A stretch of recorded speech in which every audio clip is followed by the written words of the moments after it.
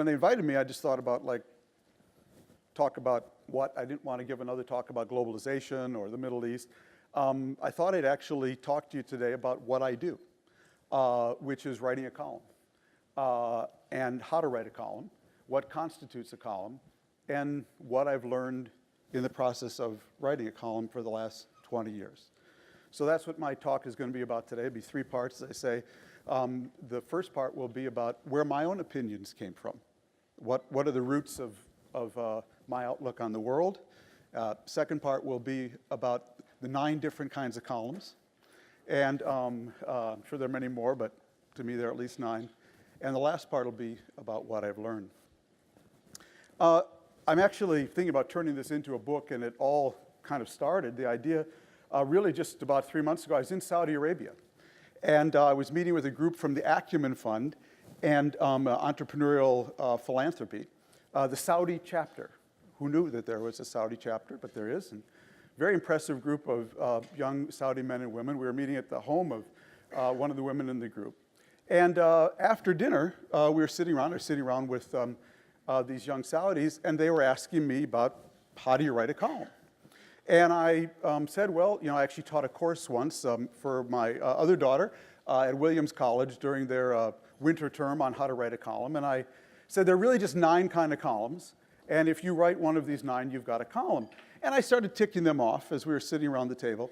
And I noticed right in the middle of it, they all took out their cell phones and were writing down with their thumbs everything I was saying. And when one missed one was, I missed number 4, did you get 4? What was 7?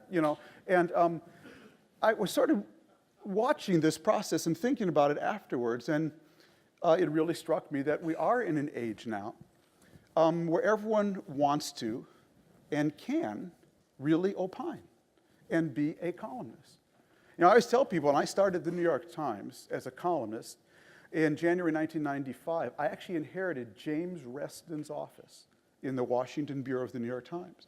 What a great thrill and honor to have the office that was used by this great columnist and editor of the Times in the 60s and 70s. And I suspect when Mr. Reston came to the office back in the 60s and 70s, he would start every day by saying, I wonder what my 7 competitors are going to write about today. And he personally knew all 7 of his competitors. I can name them. Walter Lippmann, Mary McGrory, Susan Alsop, Joseph Kraft, Tony Lewis. I know them. I now do the same thing. I come to the office every day, and I say to myself, I wonder what my 70 million competitors are going to write today. I have 70 million competitors because we do live in a world where anyone who has access to a blog is now a potential columnist. Anyone who has access to Twitter is a reporter. Anyone who has access to YouTube is a filmmaker or a paparazzi. And so many people now are engaged in opining about the world in their own ways. And I think it's actually very exciting, and it's very rich. And everyone is doing it in their own way. And what I want to talk to you about for the next 40 minutes or so, and then we'll have some Q&A, is what is my way. I don't know that it's the best way. It certainly isn't the only way, but I can tell you it's my way. Now, my way starts, and I think every columnist has to start, with a point of view, with a take on the world. No one's interested in your disconnected thoughts. Everyone has a take on the world. And if I do write this up in a book, this chapter will be called Always Looking for Minnesota. You won't understand my way without understanding where I come from and how my worldview was shaped. So let's go back to the beginning, when I first fell in love with journalism. It all starts back in Minnesota with my own version of the Jersey Boys, the musical about the 1960s singing group, the Four Seasons, led by Frankie Valli. It's one of my favorite musicals, and I particularly like the opening monologue when the group's founder, Tommy DeVito, locates their beginning. DeVito comes on stage following a French rendition of the Four Seasons classic, Oh, What a Night. And he begins by saying, that's our song, Oh, What a Night, Ce Soir-là, French, #1 in Paris, 2000. How'd that happen? You ask 4 guys, you get 4 different versions. But this is where all of them start. Belleville, New Jersey, 1,000 years ago. Eisenhower, Rocky Marciano, and a few guys under a street lamp singing somebody else's latest hit. Every time I listen to that riff, it transports me back to my own roots. To this day, I pinch myself that I've been the foreign affairs columnist for the New York Times for 20 years. How did that happen? You ask my family and friends, you get 40 different versions. But this is where all of them start. Minnesota, 1,000 years ago. Hubert Humphrey, 10,000 Lakes, the Minnesota Vikings, and a few guys and girls, including me, growing up in a tiny one-high-school suburb outside of Minneapolis called St. Louis Park. Something was in the water there in the 1960s. During those post-war years, this tiny community, St. Louis Park, 10 square miles, was the birthplace or childhood home of the movie directors, the Coen brothers, Joel and Ethan Coen, political scientist Norman Ornstein, senator and former comedian Al Franken, classical guitarist Sharon Isbin, Chicago Bears football coach Mark Trestman, film director Joe Nussbaum, Harvard University political philosopher Michael Sandel, and yours truly. We all grew up in about 6-block radius of one another during the 60s. The Coen brothers, you may know, based their 2009 movie A Serious Man on St. Louis Park circa 1967, and among other things memorialized our Hebrew school. When they were young, the Coen brothers often hung out at Mike Zoss Drugs on Minnetonka Boulevard, a few miles from my house. And if you look closely in their classic film, No Country for Old Men, the pharmacy just across the Mexican border that the lead character, Churga, played by Javier Bardem, enters to get medicine after he blows up a parked car, is called Mike Zoss Pharmacy. Vice President Mondale once asked me to speak for his Minneapolis law firm, and in preparation for introducing me, interviewed the Coen brothers, Franken and Ornstein, on what they thought was going on in St. Louis Park back then. Franken said, when people hear that the 5 of us all grew up in the same suburb, they're astonished. What's in the water, they sometimes joke. But it's not a joke. During our childhood at St. Louis Park, it was home to a large creosote plant, which leached tons of toxic materials into the groundwater. Studies have shown that ingesting large quantities of creosote can lead to 2 things: increased intellectual creativity and/or prostate problems. The Coen brothers compared St. Louis Park to the small region in Hungary that had produced numerous nuclear physicists and Draculas. My English teacher, Miriam Cagle, who later taught journalism at Park High, told the Jewish Daily Forward it was partly rooted in the migration of Jews to St. Louis Park from the inner city of Minneapolis, the north side, in the 40s and 50s. It was the time of great political ferment had reached the Midwest, and people were just full of ideas and protests and opinions and speaking their mind. I think there is something to that. In my case, my parents subscribed to Time and Life magazines and to both the morning and afternoon newspapers, the Minneapolis Tribune and Minneapolis Star. That is where I trace my love of journalism and opinion writing. I don't know why, but from the moment I started reading newspapers, probably in junior high school, I enjoyed reading columnists. I can still see myself coming home from school, picking up the Minneapolis Star, and spreading it out on the living room floor and reading Peter Lissagor's syndicated column from the Chicago Tribune. I devoured Time magazine as soon as it arrived, and I got my first experience in opinion writing by writing a letter to the editor of Time magazine to protest a swipe that Time magazine took at my favorite baseball player in those days, the Minnesota Twins' talented utility player Cesar Tovar, who once played all 9 positions during a single game. Time criticized the fact that Tovar got 1 vote for the American League's Most Valuable Player award in the 1967 season. Triple Crown winner Carl Yastrzemski received all the other votes.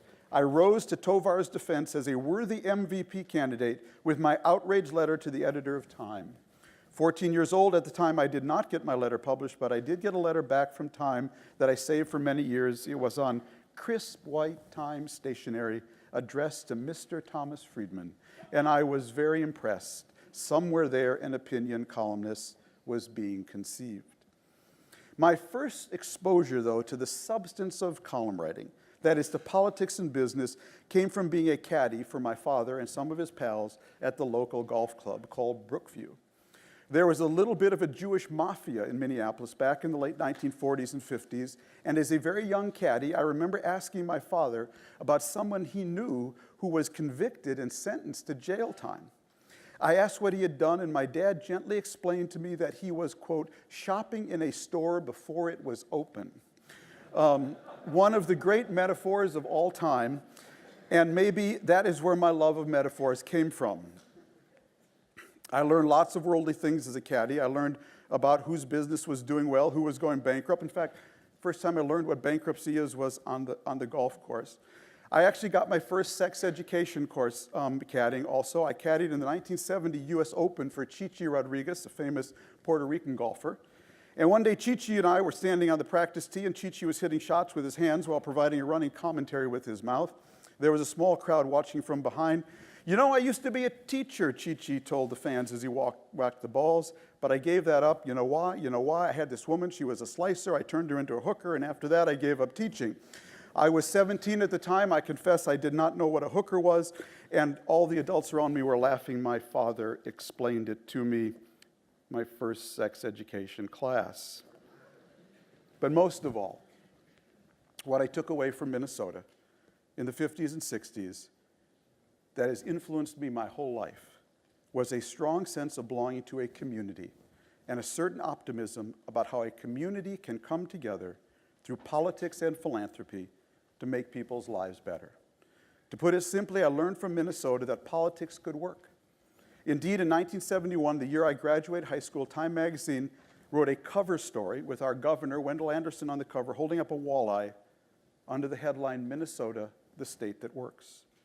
When your senators growing up are called Eugene McCarthy, Walter Mondale, and Hubert Humphrey, when the big companies around you are called 3M, Dayton Hudson, Target, and Control Data, and they believe it is their obligation to build the Symphony Hall and the Tyrone Guthrie Theater, that corporate social responsibility was something they practiced long before it was ever invented, when your congressmen in your overwhelmingly Democratic district are two liberal Republicans, and when your congressman today is the only African-American Muslim in the U.S. Congress, Keith Ellison, who is from St. Louis Park, you grow up believing that politics can actually bring people together, bridge differences, and solve problems. And that is the gift I took from my 18 years growing up in Minnesota. The belief in the possibility, not the certainty, but the possibility that people will do the right thing and the outcome will be win-win for everyone. So if there is a consistent theme to my column, no matter what the issue or problem, it's to show people the avenues and possibilities for compromise and win-win solutions. I know that things can turn out well because I saw it happen in my lifetime.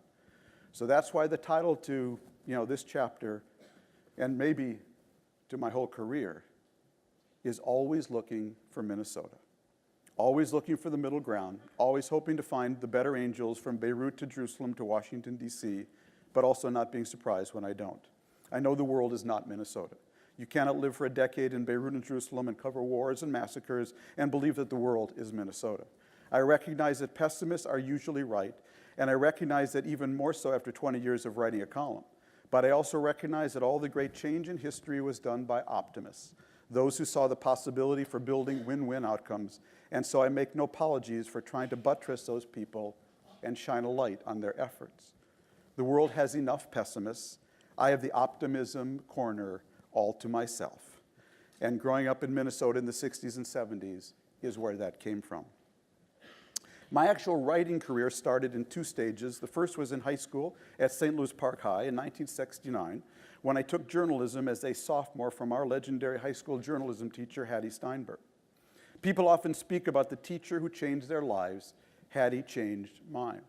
I took her Introduction to Journalism course in 10th grade in 1967 in room 313, and I have never needed or taken another course in journalism since.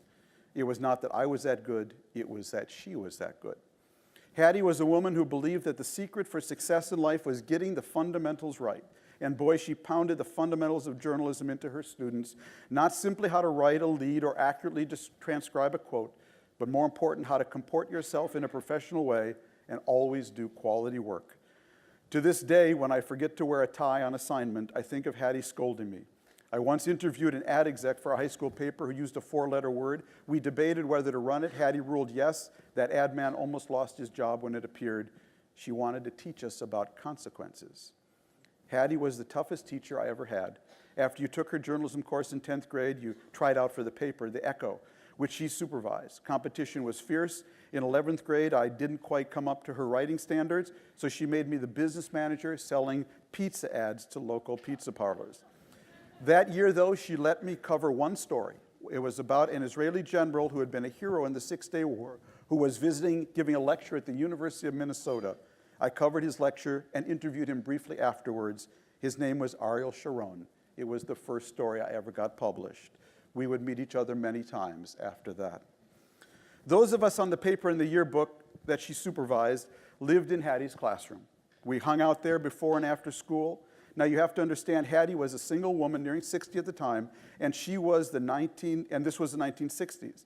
She was the polar opposite of cool. But we hung around her classroom like it was the malt shop, and she was Wolfman Jack. None of us could have articulated it then, but it was because we enjoyed being harangued by her, disciplined by her, and taught by her. She was a woman of clarity in an age of uncertainty. We remained friends for 30 years, and she followed and bragged about and critiqued every twist in my career. After she died, her friends sent me a pile of my stories that she had saved over the years. Indeed, her students were her family, only closer. Judy Harrington, one of Hattie's former students, remarked about other friends who were on Hattie's newspaper and yearbook. We all graduated 41 years ago, yet nearly each day in our lives something comes up, some mental image, some admonition that makes us think of Hattie. Judy also told the story of one of Hattie's last birthday parties when a man said he had to leave early to take his daughter somewhere. "Sit down," said Hattie. "You're not leaving yet. She can just be a little late." That was my teacher. I sit up straight just thinking about her. Basically, after high school, I went to, did my undergraduate at Brandeis, but I did semesters abroad at the Hebrew University in Jerusalem and the American University in Cairo. I got a Marshall Scholarship to go to Oxford to study Arabic and Middle East history. But I did my first year at the School of Oriental and African Studies in London. It's when I met my wife, who had graduated from Stanford and was over at the LSE. And that's really where my true journalism career began totally accidentally. At the time, it was 1975, Jimmy Carter was running against Gerald Ford for president. And the campaign was in its heated stage back home. And Ann and I were walking down a street in London during the campaign. And the Evening Standard, you're familiar with the Evening Standard, London afternoon newspaper. They always have these blaring headlines on the newsstand to entice you to buy the paper. You know, Brad to Jen, we're finished. You know, something about the Royals or whatever. Well, this day we were walking down the street, the newsstand had this headline on it. It said, "Carter to Jews, if elected, I promise to fire Dr. K." Now, what was that about? I sort of stopped and looked at it, pointed out to Ann. I said, "Isn't that interesting? Jimmy Carter's running for president. He's trying to win Jewish votes, and he's doing it by promising to fire the first ever Jewish Secretary of State. Isn't that funny?" I have no idea what possessed me, but I saw that headline, and I went back to my dorm room at London House, and I wrote a column about it, what it meant. And my then girlfriend, now wife, who was from Des Moines, Iowa, took that column home over vacation, gave it to Gilbert Cranberg, then the legendary editorial page editor of the Des Moines Register. He liked it. He printed it on a half page of the Des Moines Register under an Outh cartoon, and they paid me $50. And I thought that was the coolest thing in the whole world. I had been walking down a street. I saw something. I had an opinion about it. I wrote it up, and someone paid me $50. And I was hooked ever after. So my 2 years at Oxford, I wrote op-ed columns for the Des Moines Register in my own hometown, the Minneapolis Star and Tribune, all somehow related to the Middle East. I'd gotten interested in the Middle East also in high school. And when I graduated from Oxford, I applied to jobs at AP and UPI, the two wire services, competing wire service. UPI doesn't exist anymore. AP looked at my clips. It consisted of a dozen columns for Midwest newspapers and said, "Very interesting kid, but you've never covered a fire, let alone a city hall meeting. Can't hire you." But UPI, being kind of the Avis of wire service, had a great grizzled bureau chief back then, Leon Daniel, and he said, "If you can write a column, we can probably train you how to write a news story." And since you have studied Arabic and the Iranian Revolution happened and they seem to have the same squiggly letters, I think we'll hire you and give you a chance. So I actually started my career at UPI on Fleet Street. And to make a very long story short, I worked for them for 2 years covering the Lebanese Civil War, came home, was hired by the New York Times after a 1-hour emotional interview with Abe Rosenthal, where I explained why he could actually send a Jewish reporter to Beirut, because I had already been there. The New York Times hired me, sent me back to Beirut in April 1982.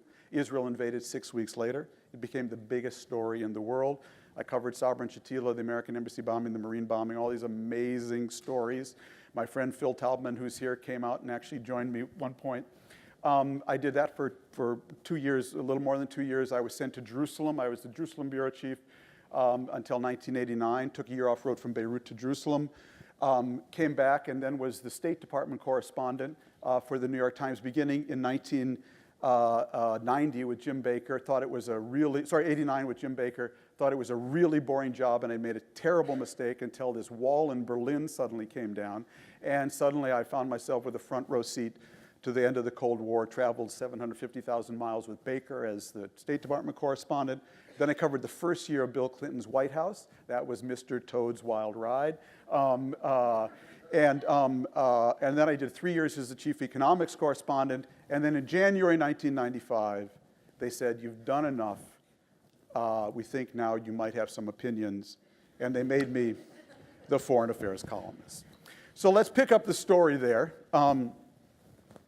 Because I say everybody's writing columns now. And I think it's a wonderful thing. But the thing you need to understand about a column that's different from a news story is that a column has to work. No one would ever say about a news story that works or doesn't work. That was a very interesting fire, a very interesting City Hall meeting, very interesting campaign. News stories don't have to work. They have to simply tell you who, how, when, and where in a compelling and interesting way. But a column is different. A column has to work. What makes a column work? What makes a column work is that it produces a reaction. News stories are meant to inform. Columns are meant to produce a reaction. So whether you're blogging or tweeting, whether you're doing a TED Talk or YouTubing, you've got to have in your back of your mind, what is the reaction I'm actually trying to produce? And what I would argue is that there are at least, I'm going to give you nine kinds of reactions. And if you produce any one of these 9, it's a column. So the first reaction you want to produce, possibly, is that the reader reads your column, puts it down, and says, "I didn't know that. I didn't know that." It's good to break news in a column. It's good to go places that others haven't been, share an insight, inform people about something. It should always be in the service of an idea and an opinion. But if someone reads your column, I did a column about Airbnb a couple months ago, and someone emailed me afterwards, and I really love this reaction. He just said, "Who knew? Who knew? Who knew that 265,000 people on New Year's Eve rented out rooms in their house around the world to host someone on Airbnb?" And it became the kickoff for writing about basically the whole sharing economy. But if you write a column where someone puts it down and says, "I didn't know that," that's a good column. Second, and this is a lot of what we do, if someone reads your column and says, "I never looked at it that way. Gosh, thank you. You know, I never, ever looked at it that way." That's definitely a successful column. I have an Indian friend who edits the Indian Express, and we were talking a couple of weeks ago, and he was telling me that he did a column, and I would use this in my book as an example of I never looked at it that way. You remember there was a huge controversy about an Indian diplomat who had underpaid her maid in New York City, and she was then unceremoniously arrested and created a huge controversy. And for weeks, it was all about the diplomat, and Indians rallied to the diplomat and rallied back. And he did a column about the maid, because everybody forgot about the maid. I thought that's a wonderful example of I never looked at it that way. You gave me a whole new way to look at it. Your third kind of column, this is your favorite. You'll live for this reaction. Happens 3 or 4 times a year if you're lucky. You said exactly what I felt, but didn't know how to say. God bless you. God bless you, my son. God bless you. Oh, when that happens, that's just, yeah, that is so satisfying. When you can actually articulate what people are feeling, but haven't yet said. Enormously satisfying. Fourth reaction is very simple. I want to kill you dead, you and all your offspring. I want to waterboard you. I want to beat you. I've canceled my subscription. I absolutely hate you, okay? Your column is defined as much by people who are against it as who are for it. And if you don't have anyone against you, chances are you don't have that many people for you. And every once in a while, you just have to roar back and act out. Peel off somebody's skin or the skin of an issue in a rip-roaring way. I wouldn't do it every day. It can get a little old. People can be exhausted by it. But every once in a while, you need to do that. It's very important, though, I believe, I practice, hunt big game. Hunt big game. Don't pick on little people, and don't pick on little ideas. Hunt big game. The fifth reaction, and this one is really hard. Don't try this trick at home, kids. You made me laugh, you made me cry. That's a great, if you can make people really laugh, like my colleague Gail Collins, if you can write about an emotional moment or that drives an opinion, you make them cry, that's a very successful column. When it's done well, it's awesome. When it's done badly, it's cringe-inducing. Okay. Trying to be funny and not being funny, or trying to be sentimental and not actually touching people is awful. Okay. So I don't do this very often, but every once in a while, when you can do it, it really worked. Sixth reaction to your column, this is also very important for people to remember, is when someone reads your column and says, as you said before. As you said before. You have to repeat yourself in this business. Maybe you didn't read my Wednesday column when I talked about this. Maybe you didn't see my Sunday column. Maybe you were out of town or traveling. If you believe in an issue, you've got to drive it, and you've got to invent a language that will stick in people's minds.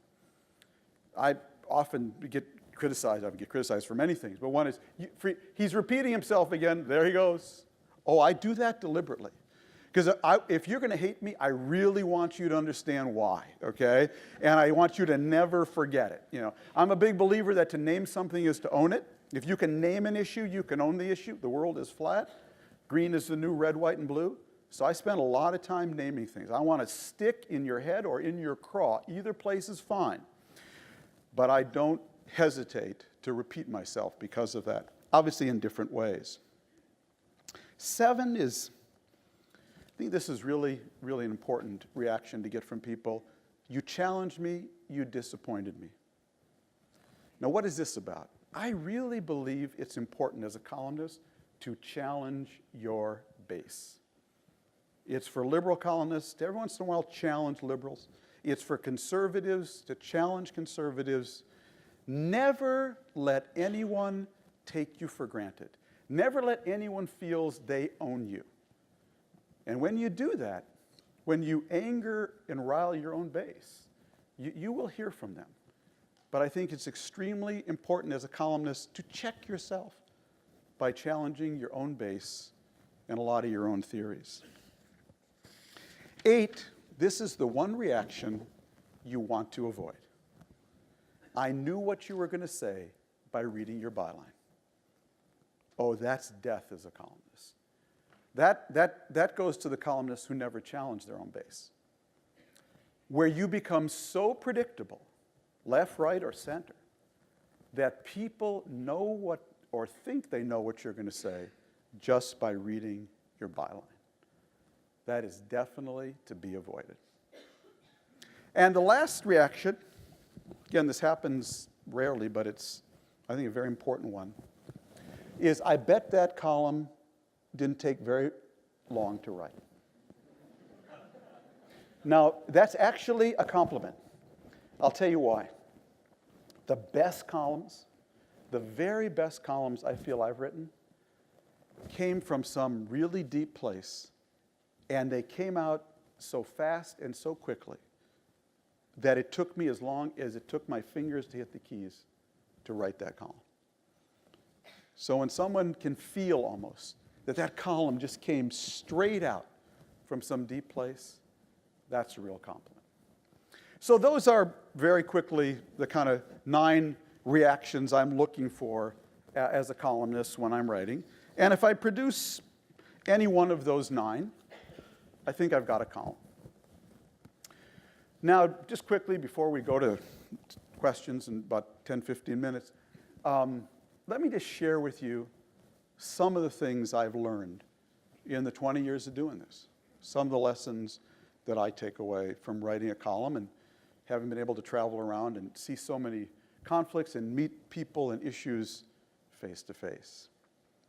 I'd say the number one lesson that I've learned is that, and people who read me know that this appears in my column every so often, is that in the history of the world, in the history of all mankind, no one has ever washed a rented car. I'm a huge believer in that. It's one of my just guiding principles in life, okay? That in the history of the world, no one has ever washed a rented car. Someone always raises their hand and says, I washed my rented car, but I think you know what I mean. And first learned that from Larry Summers, actually, but I'm a big believer that ownership is everything. When people have a sense of ownership of their company, when kids have a sense of ownership over their education, when teachers have a sense of ownership over their classroom, and most importantly, when people have a sense of ownership of their country and its future, really good things happen. And when people don't feel a sense of ownership, bad things happen. All these color revolutions we're seeing, all these Arab Springs, are really about people who have been renting their countries from colonial powers, kings and dictators their whole lives, and now taking ownership. And it's a beautiful thing to see. But ownership is really the key to life, because when people own things, when people own their companies, their future, their classroom, they will always do so much more than you can ever ask them to do. And when they don't have a sense of ownership, bad things really happen. And that is a lesson I've seen whether I'm covering education or whether I'm covering Tahrir Square. Second thing I've really learned is that there's 2 kinds of editors. There's editors who, when you come to them with a story idea, they say, no, that just doesn't work. And there's editors who say, yes, but. Be a yes, but person. Because when someone comes to you with a story idea and you say, no, that's never going to work, they just go away depressed and defeated. When you say to them, yes, but that is such a great idea, but if you just make the 3rd graph the lead and you take the 6th graph and move it up to the 3rd, you give people a sense of ownership over that story, man, they will take any piece of advice from you and they will run with that story again so much farther and faster than anything you could demand of them. Be a yes, but teacher. Be a yes, but parent. Be a yes, but editor. Third thing I learned is that the 2 most important words in foreign policy are self and sustaining. Self-sustaining. We are really good, America, I've covered a lot of this, so something I've learned the hard way. We are really good at breaking things. We are really good at breaking things. There's no country we cannot break around the world. We've demonstrated that. We are not good at building things. We're like a football team with an offense and no defense. To put it another way, we can stop bad things from happening in places, but we cannot make good things happen. That is a lesson I've taken away from Bosnia and Libya and Iraq and Afghanistan. To make a reality self-sustaining is the real challenge. The real challenge is not what we do when we are there, not what surge we mount, but what we leave behind and what is sustained after we go. It doesn't matter if you're talking about war. It doesn't matter if you're talking about doing an education project somewhere. It doesn't matter if you're talking about trying to start or invest in a company. It's what is self-sustaining is all that really matters. And unfortunately, I've seen too many examples of non-self-sustaining in the foreign policy I've covered. Another big lesson I've learned, and I come across this all the time, is that humiliation in foreign policy is the single most powerful human emotion. And I have seen the impact of people feeling humiliated and what they do. You know, take away people's money, they'll be angry, they'll be depressed. Put them in jail, beat them, hurt them, you'll get a backlash. But humiliate someone, and they'll wrap themselves in dynamite and blow you up or your Twin Towers. So much of what I cover in the world goes back to humiliation, whether you're talking about Ukrainians and Russians, Japanese and Chinese, or Arab Muslims in the Middle East and America. I feel I benefit most in covering foreign policy from whatever I've read about psychology and whatever I've read about humiliation. It is the single most important human emotion, and it drives more foreign policy issues than any other issue: resources, money, nationalism. Another big lesson I've learned, I've alluded to the fact that I caddied, I'm a golfer, and there are also just two kind of golfers and two kind of countries. So Tom Watson had a famous caddy, Bruce Edwards. He tragically died of Lou Gehrig's disease, but he caddied for Tom Watson most of his career, except for 3 years he caddied for Greg Norman. Then he went back to caddying for Tom Watson. Afterwards, he did an interview, and people asked him, what was the difference between Greg Norman and Tom Watson? He said, very simple. You'd caddy for both these guys, and both their balls, they'd hit a perfect drive down the middle of the fairway, and each guy's ball would end up in a divot. Greg Norman would say, my luck. I hit a perfect drive. If I didn't have bad luck, I'd have no luck at all. Look at this. I hit this drive perfectly. And Tom Watson would say, Bruce, watch this. They're really just two kind of golfers. And the truth is, they're just two kind of countries. There are those who say, we're behind. Let's figure out what's the best way to get ahead. The Meiji Restoration in Japan. And there's those who say, we're behind. What did you do to me? And there's a lot of countries and a lot of people who waste a lot of time and energy complaining about being in the divot rather than figuring out how to get out of it. And I unfortunately have to spend a lot of my time covering those countries. Another big lesson I learned covering Jim Baker, actually, Secretary of State, is that success breeds authority, and authority breeds more success. And I learned this in a funny way. I traveled with Baker on all 15 trips he took to the Middle East to put together the Madrid peace process. And on 14 of those trips, I came home and wrote, Secretary of State James A. Baker III failed again to achieve his objective of putting together a peace process. And on trip 15, he succeeded, and he came back and stuck his finger in my face and said, Friedman, you're going to write that I succeeded. And he spiced that with a few other things as well. So we went off to Madrid, and he convened the first basically region-wide peace conference. It was a remarkable diplomatic achievement. And we actually flew from Madrid, I never forgot this, to Azerbaijan. And he gave a press conference in Azerbaijan. He'd just come from Madrid. It was a world-shaking story, covered all over the world. He stands up at this press conference in Azerbaijan. The Azeri reporter stands up. First question, Mr. Baker, in light of what you've achieved in Madrid, would you come here and mediate now between Armenians and Azeris? And I was a pool reporter. Baker winked at me. His eyes rolled.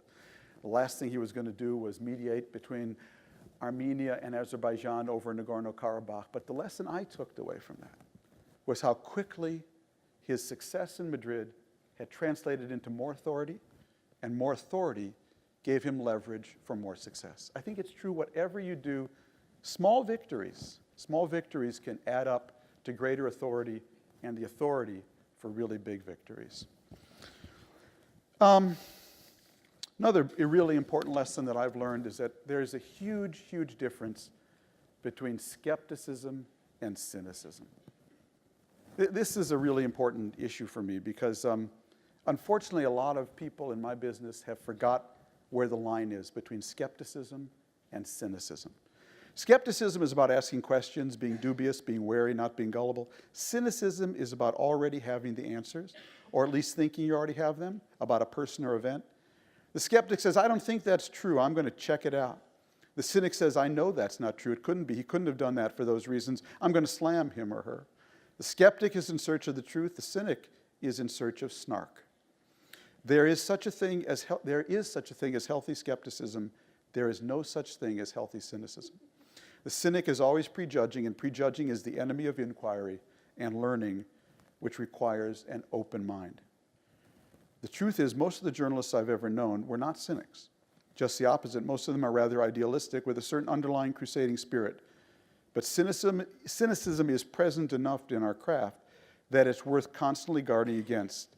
If we want to be taken seriously, we have to take our subjects seriously, and that means doing more than just sneering at them. I learned this lesson early on in my career in an odd series of events. I was hired from UPI and joined the New York Times Business Day staff. That was where the only job they had to stash me in the paper when I came to New York back in 1981. And on the staff Business Day was a young editor named Nathaniel Nash. And Nathaniel was a born-again Christian. He was deeply interested in the Holy Land, and because I had covered the Middle East all those years, we used to go out to lunch, and he loved to hear about Israel and what was going on in the Middle East.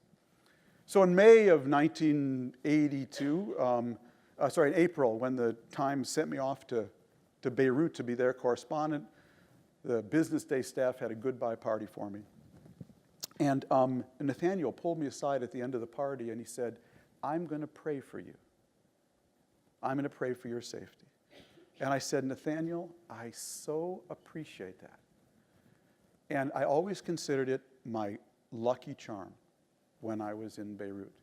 And when I got out of Beirut, first day I got out, I called Nathaniel and I thanked him. Now the book on Nathaniel as a reporter was that he was too nice. His colleagues always doubted that anyone that nice could ever succeed in journalism. But somehow he triumphed over this handicap. And he went from one successful assignment in Business Day to Latin America to another. And it was because Nathaniel intuitively understood, I always thought, the difference between skepticism and cynicism. I only wish I could have done for him what he did for me, because Nathaniel Nash, age 44, was the one reporter on Commerce Secretary Ron Brown's airplane when it crashed into a Croatian hillside on April 3rd, 1996, killing everyone on board. I was devastated. With today's cacophony of magazine shows, Oprah-style interview sessions, and talking heads, many people have lost sight of what real journalists do. Journalists do not appear on cable TV to scream at each other. Real journalists don't interview mothers and daughters on daytime confession hours. Real journalists don't have their own shock jock radio shows. Unfortunately, those are the people many Americans see most in quasi-journalistic roles, and these are people they think of as journalists today. Journalists are reporters like Nathaniel Nash who go off to uncomfortable and often dangerous places like Croatia and get on a military plane to chase after a visiting dignitary without giving it a second thought, all to get a few fresh quotes, maybe a scoop, or even just a paragraph of color that no one else has.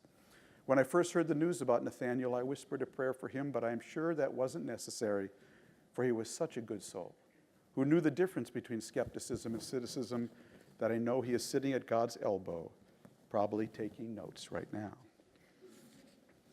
Another big lesson for me is most people listen through their stomachs, not their ears. Really. Most people do not listen through their ears. They listen through their stomachs.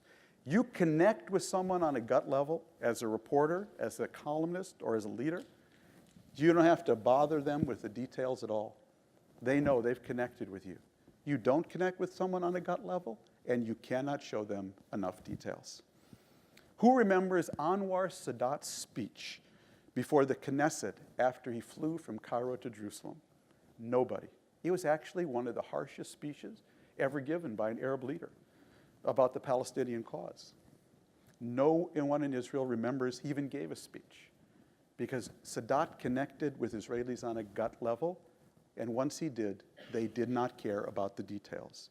How do you connect with people on a gut level? I think it's by doing things that are hard, that are visibly hard, and by taking a risk. Yasser Arafat never connected with Israelis on a gut level. Bibi Netanyahu has never connected with Palestinians on a gut level, and that's why each one is always asking the other for one more detail, because there is no gut connection.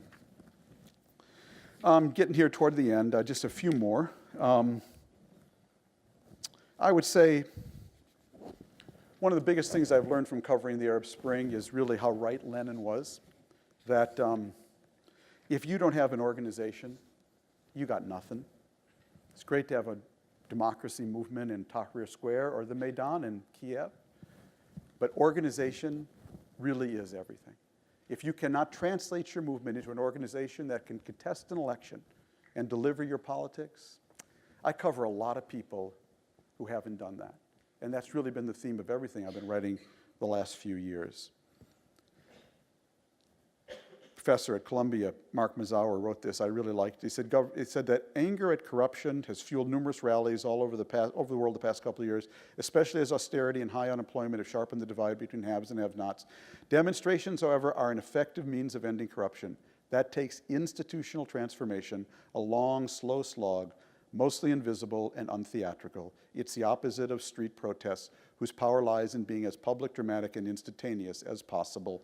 What crowds in downtown Cairo and Kiev have in common was their extraordinary diversity, but this very quality also explains why they've been incapable of sustaining a political future. The fundamental Leninist insight still holds. Nothing can be done without an organization. I've just been covering a lot of people over the last 3 years in particular who really need to learn that lesson. Let me just close with a few more personal ones. One is about America, and maybe a little goes back to Minnesota. And that is that pluralism, especially the pluralism we have in this country, I see in this room, pluralism is such an incredible thing. And America is such a freak. We are freaks. We have twice elected a black man whose middle name is Hussein, who defeated a woman to run against a Mormon. Who does that, okay? Who does that? Nobody does that. What we have in this country is so unique, and we treat it like it's a football. We kick this country around like it's a football. It's not a football. It's a Fabergé egg. We can drop it. We can break it. And in the interconnected, interdependent world we live in, to have mastered pluralism, oh, and we're still a work in progress. You need only look at the racism directed at Obama to know that. We are still a work in progress. But to have gotten this far, that, I know you learned about comparative advantage today. That is the single most important comparative advantage we have as a country in the world. And we really need to take care of that. We need to appreciate it for what it is. Big lesson that's really sustained me. I'm a little Jewish guy from Minnesota who spent the last 30 years covering the Arab world. And as anyone who read my copy knows, I don't do it by going around telling people how wonderful they are. How do you survive in that kind of environment as a journalist and then a columnist and tell the truth? And to me, it's one overriding thing I've learned, my survival mechanism, being a good listener. Listening is the key to life. Not only because what you learn when you listen, but something more important. When you actually listen to people, don't just wait for them to stop talking, but actually listen to them. It's amazing what they'll let you say back, because listening is a sign of respect. And when you truly listen to people, it's amazing what they will let you say, because if people think you actually respect them and that you want a good future for them. They will let you say anything. But if they smell you're not listening, that you really don't care what happens to them, you cannot tell them the sun is shining. Something Dick Cheney and George Bush never understood. Because as much as they wanted to liberate Iraq, people there sensed that they really didn't respect them, and they certainly weren't listening. We're coming to the end here.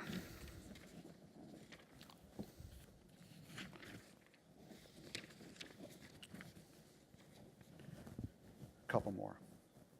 Never drink the whole milkshake, especially never drink all of the other guy's milkshake.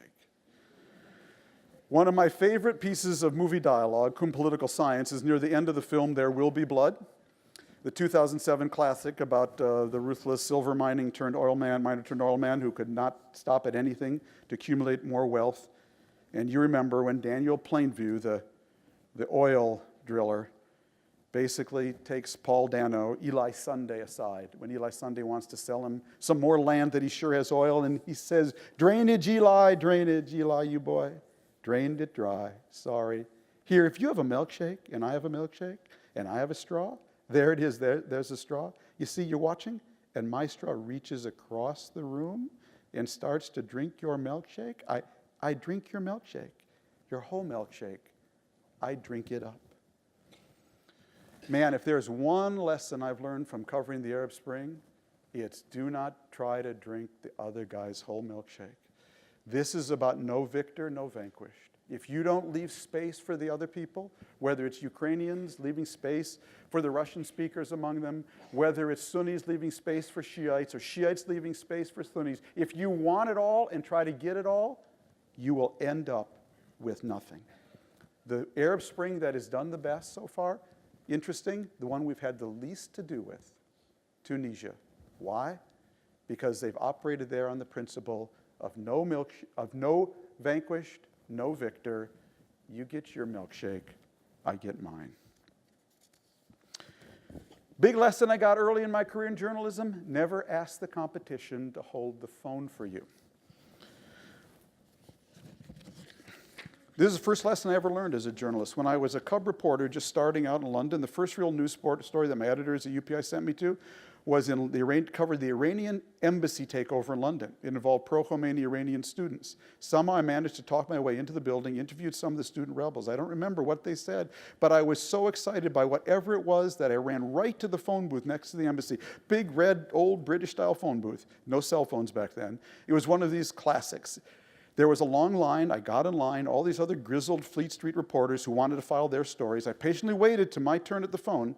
When I got inside the booth, I excitedly called my editors at UPI, telling them everything I had seen and heard from inside the embassy, reading from pages of my notebook. At one point, though, one of the editors said to me, taking down my dictation, "Can you check this detail in the embassy?"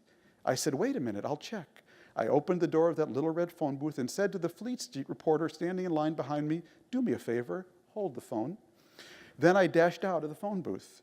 Before I'd taken 2 steps, the guy in line behind me slipped into the booth, slammed down the receiver, started dialing his own newspaper, and turned to me to say 2 words I will never forget. "Sorry, mate." Never ask the competition to hold the phone for you. Now, I will conclude on a very personal note. For all you business students, always be a big tipper, always be nice to the help, and always call your mother. Okay? Always be a big tipper. I learned this from my friend, the filmmaker, George Stevens. You know, if you are a big tipper your whole life, it may actually add up to $5,000. Yeah, up to $5,000. If you're a big tipper every day, every meal, your whole life. But you'll make a difference in someone else's life. You'll also be giving them a sign of respect. Always be a big tipper. Always, always be nice to the help. It's not only the right thing to do, but I can tell you as a reporter, the secretaries who have been putting me through to their boss, the policemen who have let me through a barricade because I was nice to them when it didn't count, really came back to serve me later. Always be nice to the help. And lastly, this is advice I always give at every graduation. Always call your mother. Where's my daughter? Always call your mother. Whenever I've had the honor of giving a college graduation speech, I always end it with this story about the legendary University of Alabama football coach Bear Bryant. Late in his career, after his mother had died, South Central Bell Telephone Company asked Bear Bryant to do a TV commercial. As best I can piece together, the commercial was supposed to be very simple, just a little music, and Coach Bear Bryant saying in his tough, gravelly voice, "Have you called your mama today?" On the day of the filming, though, he decided to ad-lib something. He reportedly looked into the camera and said, "Have you called your mama today? I sure wish I could call mine." His mother had just died. And that was how the commercial ran. And it got a huge response from audiences. So if you take anything away from this lecture, please take this. Call your mother, always, and your father. I wish I could call mine. So I'm fresh out of ammo here, folks. So let me just conclude by saying this. That's why I want to write this book on a column writing. This is where my opinions come from. And that's what constitutes a real column. And these are some of the things I've learned writing one for 20 years, twice a week. It's still the best job in the world, I have to tell you. I've got the best job in the world. I mean, somebody has to have it. I've got it, and you don't, okay? I get to be a tourist with an attitude. Go wherever I want, write whatever I want about whatever I want. Some 45 years after taking journalism in that room at room 313 at St. Louis Park High School, I can honestly tell you I'm as excited about writing my next column as I was my first. And I'm also, alas, still looking for Minnesota. That's why I'm going to end where I began, with the Jersey Boys. Because the closing lines of that musical play resonate with me just like the opening ones. This time it's Frankie Valli talking, looking back on his remarkable career as the lead singer of the Four Seasons. They ask you, he says, what was the high point? The Hall of Fame? Selling all those records? Pulling Sherry out of the hat? It was all great. But the first time the four of us made that sound, our sound, when everything dropped away and all there was the music, that was the best. That's why I'm still out there singing, like that bunny on TV with the battery. I just keep going and going and going, chasing the music, trying to get home. Thank you very much.